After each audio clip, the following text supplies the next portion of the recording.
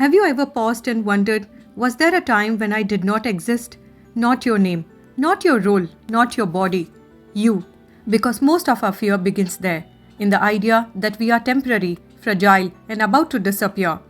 Arjuna is standing on the battlefield, overwhelmed by loss, guilt, and confusion. He is afraid of death, his own and others, and Krishna doesn't rush him. He doesn't comfort him with emotions. Instead, Krishna delivers a truth that quietly shakes the very foundation of fear. He says, "There was never a time when I did not exist, nor you, nor these kings, and there will never be a time when we cease to be." Think about that for a moment. Krishna is not speaking about the future. He is not talking about heaven or rebirth yet. He is talking about continuity. You existed before this moment. You exist now, and you will exist beyond this moment. The body changes, roles change, situations collapse and rebuild. But the one who experiences all this does not vanish. This is the first crack Krishna creates in Arjuna's fear.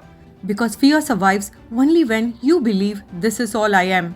When you believe that losing a job means losing yourself. When failure feels like the end of your worth. When aging feels like erasing your value.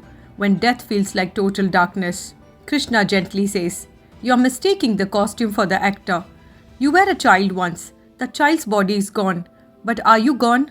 You were someone 5 years ago. Different thoughts, different struggles. That version has passed. But did you disappear? No. Something remained. Something watched everything change. That something is what Krishna is pointing to." And suddenly, Arjuna's battlefield is no longer just about war. It becomes about identity. Krishna is telling him, "You're not fighting for survival. You're participating in a moment of transition." This is powerful because it reframes suffering. Pain no longer means annihilation. Loss no longer means erasure.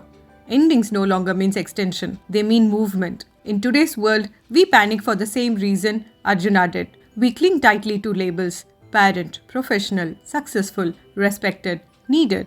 And when any of these are threatened, we feel like we are dying. But Krishna's message whispers, "You are older than this role, and you will outlive it."